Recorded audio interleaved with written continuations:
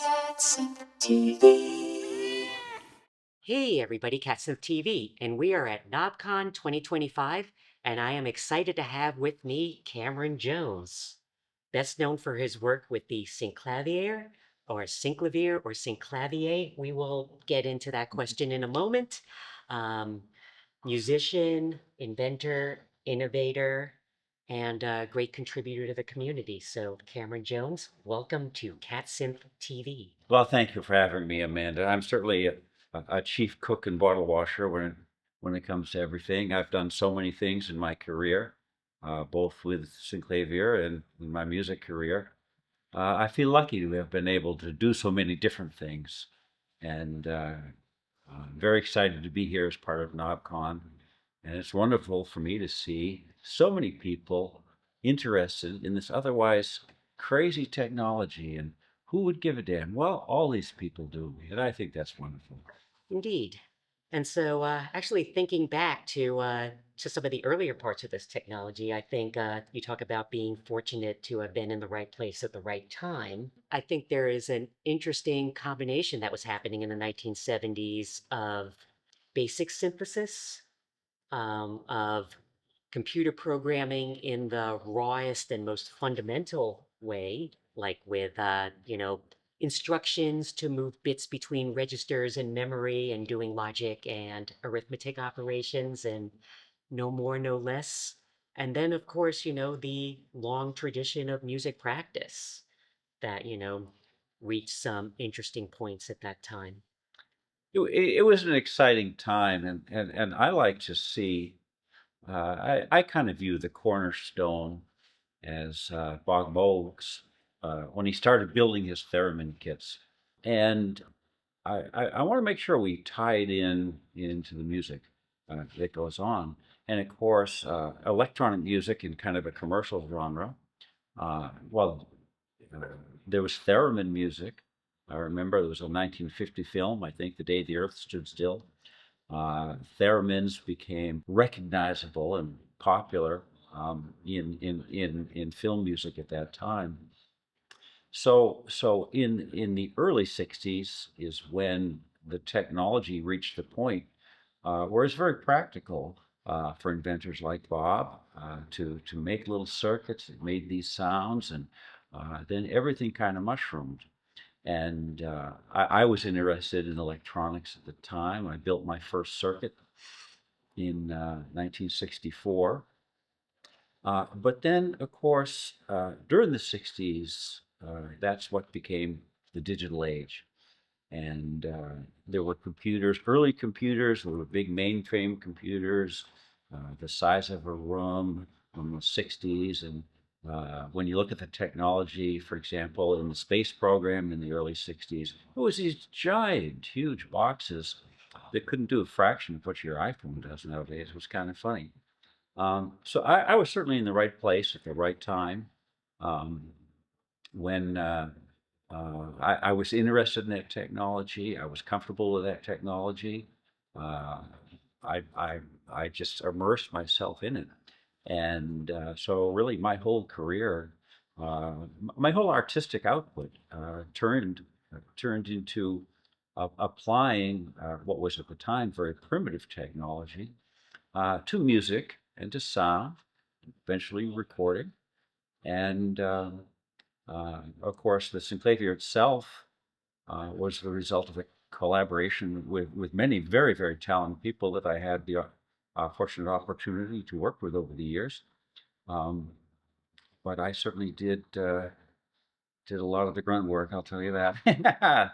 Starting with writing software on paper tape and um, uh, working in really very, very primitive technician, situations where, the lab where I was a student, it was junk all over the floor and wires hanging everywhere. It was kind of funny. Uh, but it was always very excited. I found it very personally rewarding to be able to hear the results of my technical work. A lot of people work in a technical industry and they write software and or it makes a report for management or some insurance claim. I don't know what it is. They do technical work, and the result is fine. It's a business application. It makes everyone money. But in my case, I could hear the results, even if they were kind of primitive, especially at first. So, anyways, that's it. All really happened. That's what I have to remind myself, that it's not a dream at all. I was there. It all happened. I remember most of it. Yeah, so you did bring up Bob Moog. So some of the work he was doing, as well as some of the work that others were doing at the time, was often with subtractive synthesis. But of course, the Synclavier, at least the initial version, focused very much on additive synthesis and FM. And additive synthesis, of course, has a very long history predating synthesizers, pipe organs, relates to 19th century Fourier analysis and such, and yet we hadn't seen it as much in practical applications up to that point, and even now it's something we see less of. The analog technology of the era, the stuff that Bob was working on, and his contemporaries, it lended itself to a subtractive synthesis technology, where you start with a very rich sound, and you use voltage control filters, or you know filters with knobs on them, and you turn the knob instead of voltage control, um, to create the interesting character of the sound where it changes timbre over time, and so it sounds more natural, it sounds more interesting. A steady state tone um, is great for scientific applications, but it doesn't convey any emotion. There's no drama to it. There's no interest to it. So the subtractive technology was kind of the underpinning of your analog circuitry.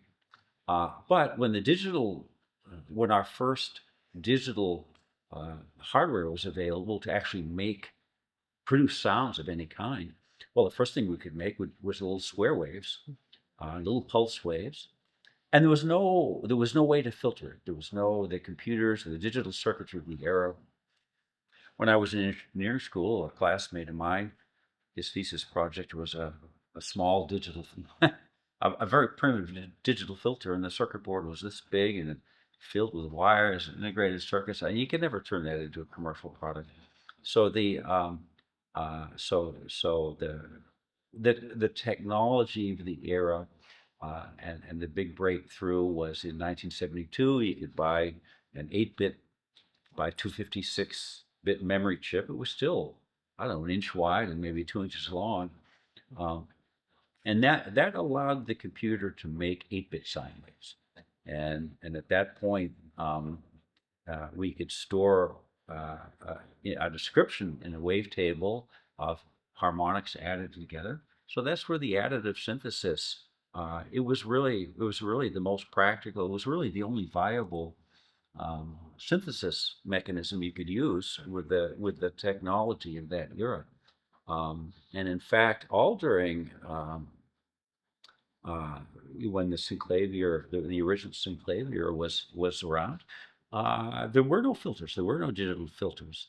A gentleman by the name of John Chowning really researched and invented, if you will, the use of FM synthesis as a way of creating um, time-varying and interesting sounds from basically starting with sine waves. So you take two very basic sine waves, modulate them together, while the ratio of the frequencies and the depth of the modulation gives you incredibly interesting sounds. So it was the FM synthesis and the additive synthesis, that's really all that was practical in the digital instrument. Really until 2000 or so.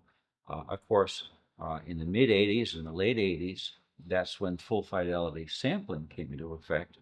So that's when you could record live audio, samples of musical instruments, samples of voices, or in Synclavier case, one of its biggest applications was in sound effects for film, because you could record in gunshots and explosions and screams and car screeches and all the wonderful elements of a film that most people don't appreciate. Oh yeah, there's a car going by. Of course, you hear the tires squeal, or there's, you know, the bad guy is beating up on somebody and there's punches. Well, they're not punches.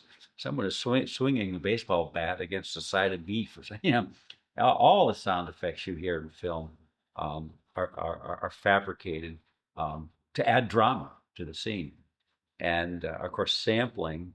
Um, and NED and Synclavier was the first uh, company that was crazy enough to try and do full CD quality. We were using 50 kilohertz 16-bit sampling at the time, and that was a real breakthrough.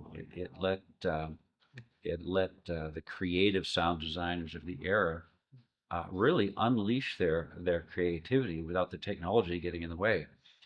The more primitive samplers, well, there were earlier samplers that used 12-bit, and oh yeah, you could hear it. It just didn't sound authentic. It didn't. It sounded like the microphone was underwater or whatever. Um, so that part of the Synclavier was a breakthrough, and that was in the late 80s. FM, of course, is also known for being computationally efficient, maybe even more efficient in some ways than additive. But another thing that I thought was very interesting, and I think what sort of captivates me with these sorts of instruments, is the fact that you can combine these different techniques. You can work with FM and additive together. So you can do FM with things beyond sine waves. You can have richer harmonics. Yeah. And then of course, what happens when you mix sampling into this milieu. And one thing about Synclavier that, if you will, the original instrument, the Synclavier One, which was very, very primitive, I wasn't embarrassed to turn it into a product. I think a lot of people were. What do you mean you want to sell this goofy eight-bit FM synthesis product? Well, yes, we did, and we sold 13 of them. So that started the company. But the whole user interface part of Synclavier that survives to this day, and the idea of having a button surface with a lot of buttons on it, and they're laid out so you don't it becomes all right brain. Um, you want the sound designer, you want the composer to be able to go in there and and tweak the sound uh, to to give it the right kind of effect that you're looking for, whether that's for a movie scene or a record. You need a solo voice. Oh no, you need a background string section kind of sound that's going to fill in, under a melody. So for Synclavier, we developed early on a user interface that it was buttons and the big silver knob that let the composer, the sound designer, uh, manipulate the sound to create the effect that he wanted. And when sampling was introduced, well, people didn't know what to do with it. Yeah, fine. You could record the sound in, you could trigger it back on the keyboard, but at NED we said, aha, aha. We had developed all this technology, the button surface, all the software that interacted with the buttons and the knobs. Um, we can just apply that same kind of user interface design to manipulating the sample sounds that were recorded in the computer. We had invented this thing called the partial timbre method. We even got a patent on that, so that looks very formal. It makes me looks like I succeeded as an inventor. So I'm proud. We got a patent. Cindy and I got a joint patent, and um, of course I'm proud of that. But we had developed that technology, that technique of working with audio material. So, oh geez, we, we just we just added sampling as a mechanism in there. Now, in those days, in Synclavier, you couldn't the the hardware that we had would not allow us to actually apply frequency modulation to the sample sound. Um, in the modern era, where like in our latest product, everything is done digitally, all the sound waves are computed digitally with incredible accuracy. Well, it's just a matter of applying the modular wave now to the sample wave. So building on the stuff we developed in the 80s, that user interface, um, it's all been carried forth in the latest instrument, and it's all as applicable today as it was back then. Indeed. And so if we think about the sort of the modern era where we can apply things this way and we have all of this computing power and of course, we are here at Knobcon and we have this embarrassment of riches in terms of different kinds of musical instruments, different sound sources, different interfaces, some of them which take inspiration from the Synclavier, some of them which go in different directions. Uh, how does both over this course of time as well as now, do we think about the, musicians and composers, as you say, influence the kinds of instruments we have, the way they are laid out, the way they're implemented, and also in the other direction, the, uh, the way we have instruments affect and influence the way we think about music, make music, compose, and perform, and sort of have a feedback loop going. Well, yeah, it is, and it's very interesting to think and to observe and study uh, the, the role of electronic music and synthesized music. Again, in film scores is where I find the examples are most visible. In pop music, recorded music, of course. Um, uh, there were whole bands that became known for their particular synthesized sound. The equipment they used lent a certain character to their music. Um, and of course, once sampling came in, well, you really couldn't tell whether it was live or sampled, um, or yeah. I remember the early days of recorded music when a vocalist could actually do his or her own background vocals. And so, well, who did the backup track? Well, okay, I did the back. The same person did the backup track.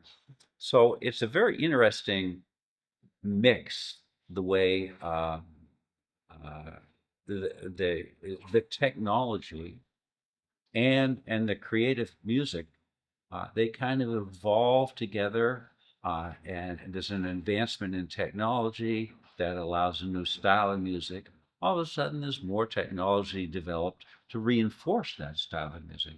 And of course, I trace it all back to the theremin, which was that was a single theremin is your basic sine wave, a very per tone. What makes this interesting is the frequency control you have over it, the way you can make the pitch glide, you can make it warble, you can make a very deep vibrato. Um, and of course, that's what created the drama in the films in which it was used. But it's been a continuous evolution to this day. And here at Knobcon, you see all this. It's a very democratic uh, industry. There are these small inventors, small hobbyists, and um, they they make a particular circuit. They use this kind of voltage controlled oscillator. Oh, this voltage controlled filter sounds different, and oh, the filters from the Oberheim sound better than the filters from the Mo. And it's like I really can't follow it all. There are so many. Because again, I'm focused on my own technology, but it's very rewarding to see so many people interested in kind of this hands-on technology that they can use um, to make sounds of their own choosing. So I think it's a wonderful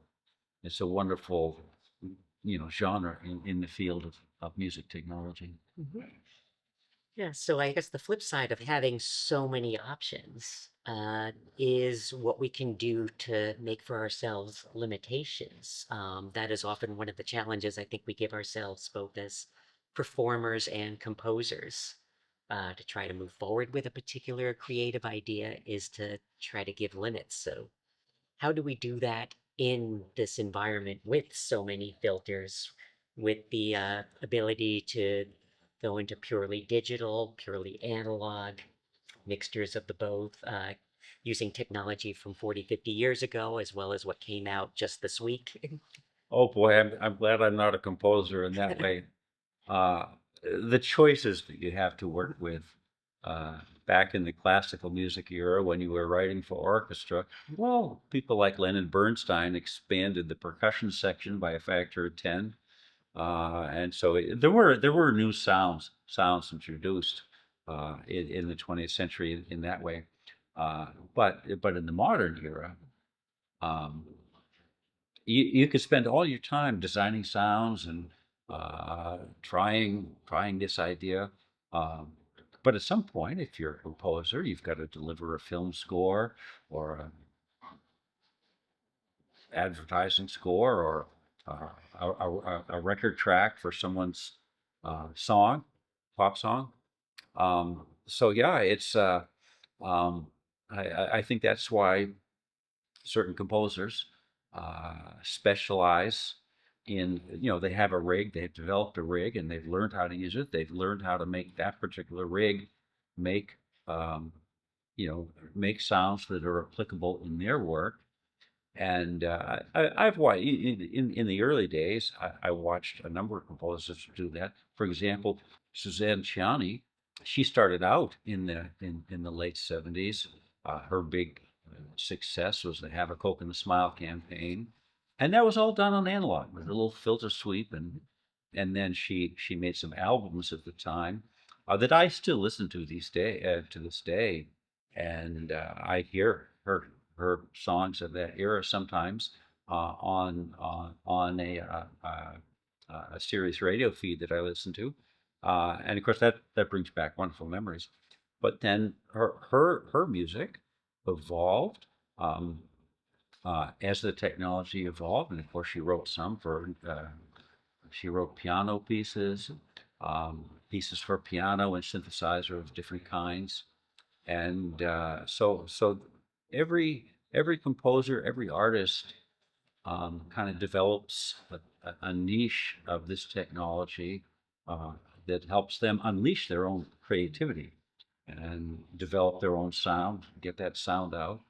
And it's really we live in a time where composers and musicians, well, they aren't hampered by the technology anymore. It takes a while to learn, no question about it. I still, if I tried to figure out Pro Tools, I'd still be on page 3 of the user manual. Um, but there are so many musical and technological options to a musician or a composer today, um, that, as you say, it's just how do you focus it down? And you'll have to interview yourself for that because I know you're a composer and a performer of some repute. So you can do the next segment on that. Well, stay tuned for that. It would be the weirdest interview possible.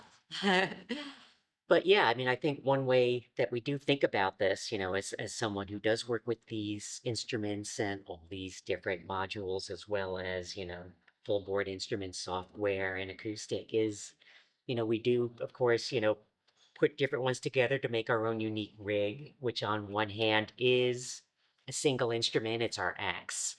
But it's also, I would like to think of as being our orchestra, especially for doing things like arrangement or film scores. That we think we want this collection of sounds that even goes back to the acoustic orchestras, Leonard Bernstein, like you were talking about there. Um, One of the things that, I know this came up, when I was studying music in the late 20th century, and It does seem a while ago, yeah, doesn't it? Oh my and God. so one of the things, of course, that we think about as composers, and I think this goes back to, the acoustic orchestras as well as our personal electronic orchestras, is where does the practice of making notes, interpreting notes, and the idea of working with timbre and sound begin? Of course, like we were saying before with Leonard Bernstein introducing new percussion instruments, not necessarily to play a particular set of notes, even if it was written that way, but to convey a certain continuous emotion or sense of place. And of course, the ability that we have with digital waveforms or analog waveforms to make them very slow, like events, or crank them up very fast and suddenly they become a timbre. So where do you think, both technologically and musically, we we sort of think of these two concepts, even if there is such a boundary? Yeah, it is. It's very interesting to think of the role that sound design plays in a modern composition. As you say, a lot of sound, a lot of timbres, uh, have very common analogies with earlier, instrument traditions. A string instrument that gives you a long, sustained sound that you can swell and add expression to, and percussion instruments that stand out on their own. But the whole concept of a timbre that will take center stage and evolve over time. Well, that in effect comes from a vocal tradition, or you have a soloist singing and does something with his or her voice over time. Of course, it goes over the range of their voice, but also completely changes character. Um, you know. Um, so that's an analogy from traditional music that lends itself to being interpreted and created with the modern equipment when you use a timbre kind of as a solo instrument in that section, and you want to bring the listener's focus to that sound as it soars over a music bed of some kind, or um, it abruptly shuts off, and oh my God, what happened in the scene? And uh, so it's an exciting time to have those tools at your disposal now. And sort of following up on that, I think I would be remiss if we didn't actually talk a little bit about your own musical experiences and practice. We just talked about voice. I know that's part of it as well. So, how does your musical life outside of Synclavier and this technology, flourish, continue, and both be alongside and intertwined with all of this work? Well, Amanda, I appreciate the question, and I'll tell you my own musical journey, um, outside of the actual creation of Synclavier and the development of the digital work there, has played a huge role in my life. And of course, I started out playing guitar as a kid, and I played in the high school band. And fortunately, I was taught to read music at age 9. I remember it in the third grade. We had a little flutophone, and oh, there are the little bars in the scale. Well, I I found that extremely easy, and I carried that forward. Um, in the early days of Synclavier at Dartmouth, and then at New England Digital up until 81 or so, um, I really didn't have much musical input. Of course, I was working with John Appleton, who was a professor of music with full music credentials. And I think I found that frustrating. I found, first of all, I didn't have the language to communicate to some of the people. Um, and frankly, I think any suggestions I had on the musical front were discounted. Well, because I didn't have the music degree. I couldn't say, oh, see, I'm the first violinist at Juilliard, New York Phil or whatever. You better listen to what I'm going to say. And you're right; they're very talented people. But I personally found that very frustrating. So in 1982, I cut back to I took a leave of absence, if you will. I worked for NED for only 4 months out of the year. And I decided to go get a music degree and really solidify my own musical and performance skills. I studied double bass at the time, and I worked really hard at that. Um, and I treasured that time. First of all, I got a professional orchestra job right away. There happened to be a vacancy in a city not too far from where I was going to school. Um, so as a professional orchestra musician, I was working with just highly top-notch professionals, playing the whole orchestra.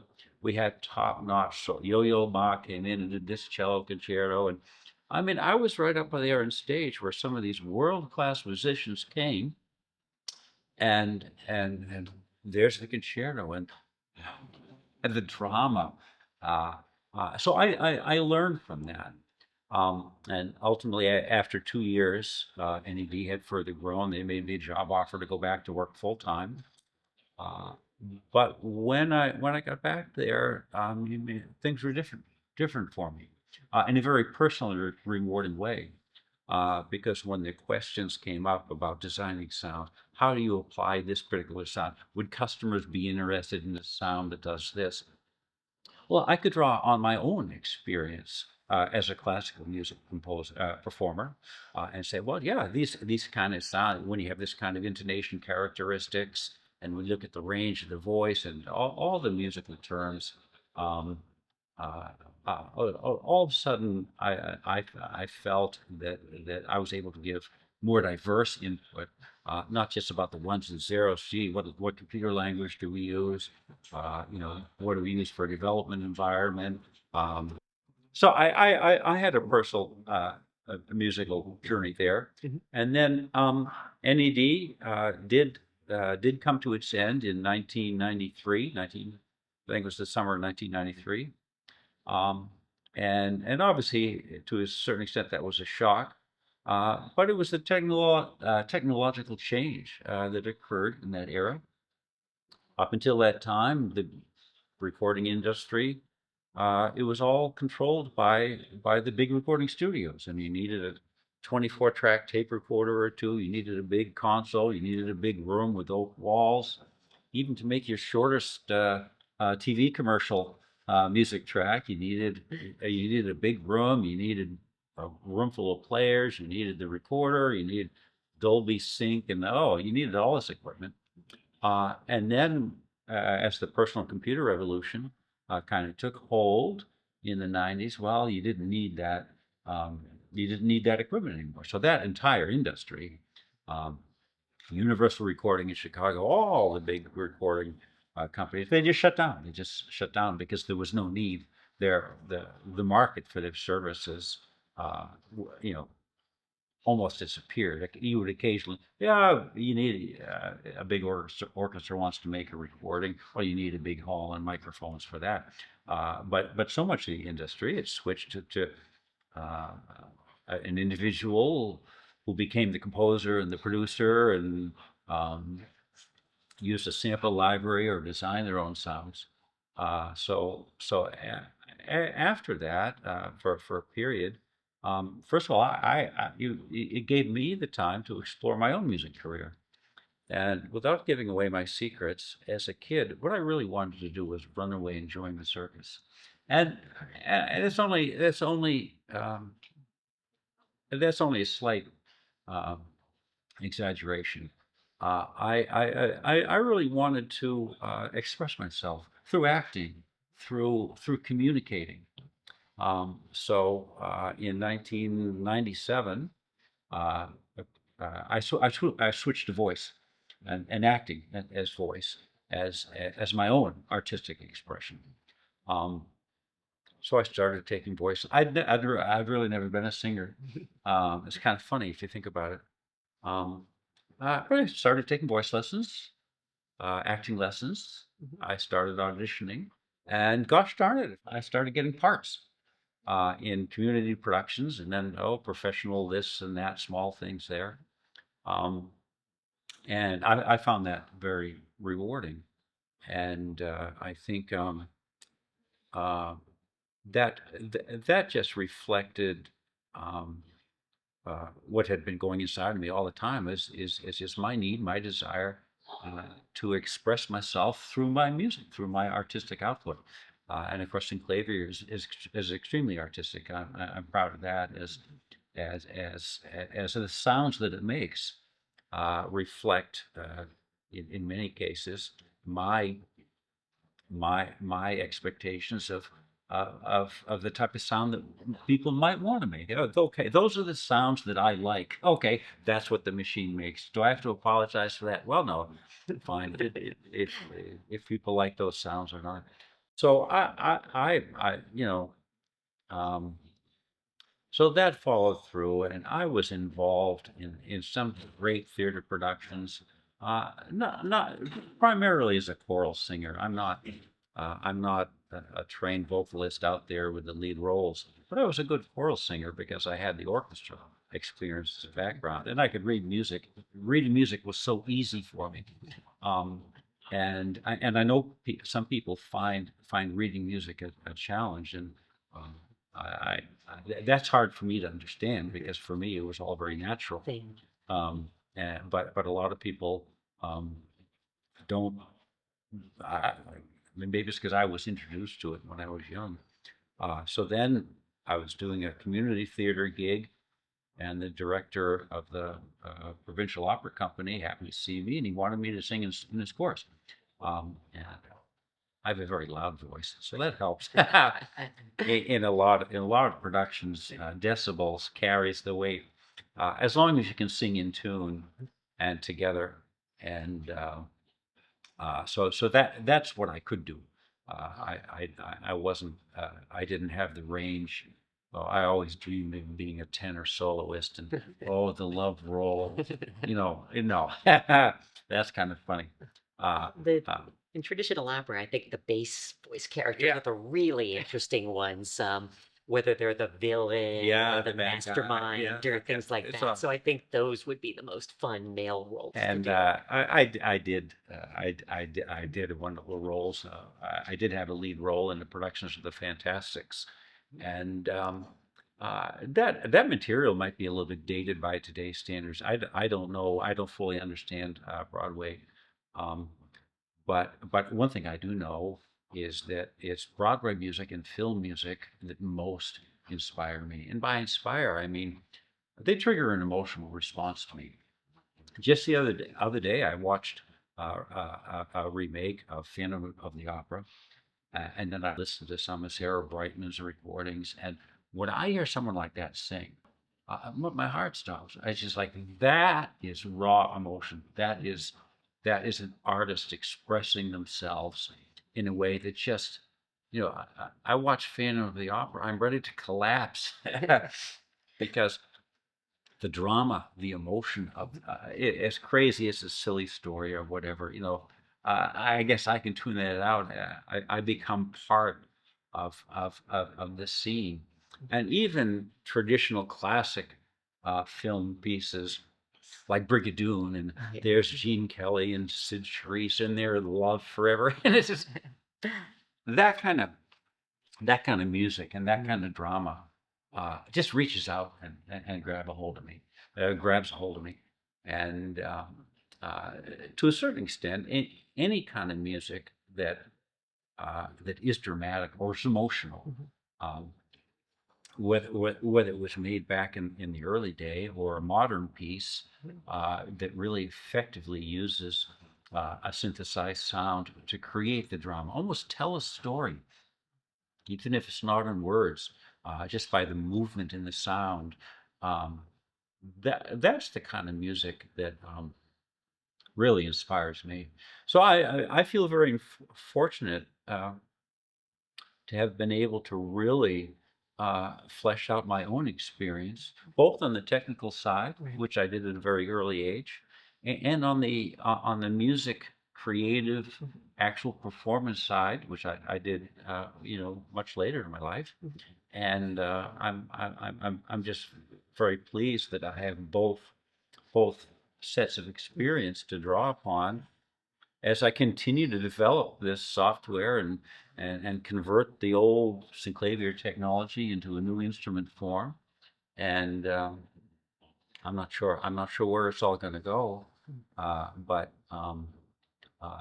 I've just had a very rewarding path uh, uh, to to get here, and um, you know, I'm pleased. I'm proud of the output I've been able to do, uh, even if none of my performances have been recorded and gone gold or however that works.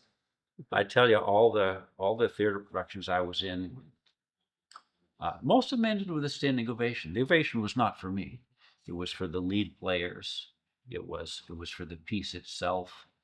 Um, and I was just extremely grateful to be able uh, to be part of that. And boy, did that take hours.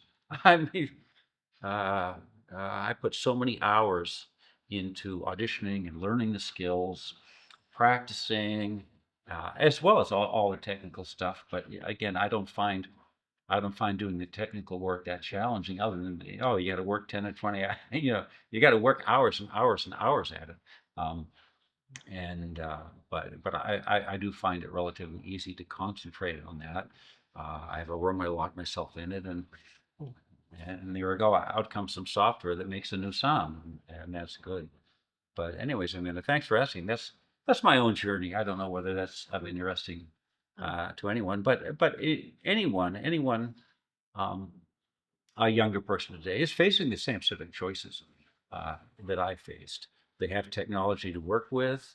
Um, Either as an inventor, they want to create a new circuit, or as a musician, they want to apply a new sound to make a new album. And I don't know what the commercial music seems like now, but I mean, there are jobs to make soundtracks and new recordings and commercials, and there is an industry there that people can get into.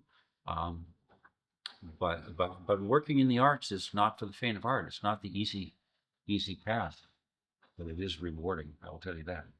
Indeed. And on this sort of optimistic and rewarding note, Cameron, thanks so much for being with us. Really appreciated the conversation, the time, and your thoughts and experience. Well, Amanda, thank you. And I think it's wonderful that you're out here at Knobcon and capturing this experience. This is just an incredibly positive experience. And there's 200 or 300 people all in the room, and they're just so look at this little goofy circuit that's up. You know, wow, they've done the circuit and it makes a sound. You know, that's a nice new sound. So why can't we be celebrate being here? So thanks for coming out, and it was nice to talk to you. To find out more about Synclavier, including its history and new products, please visit their website and check out the description below this video. Thanks for watching, and please subscribe to CatSynth TV. You are watching Cat Synth TV.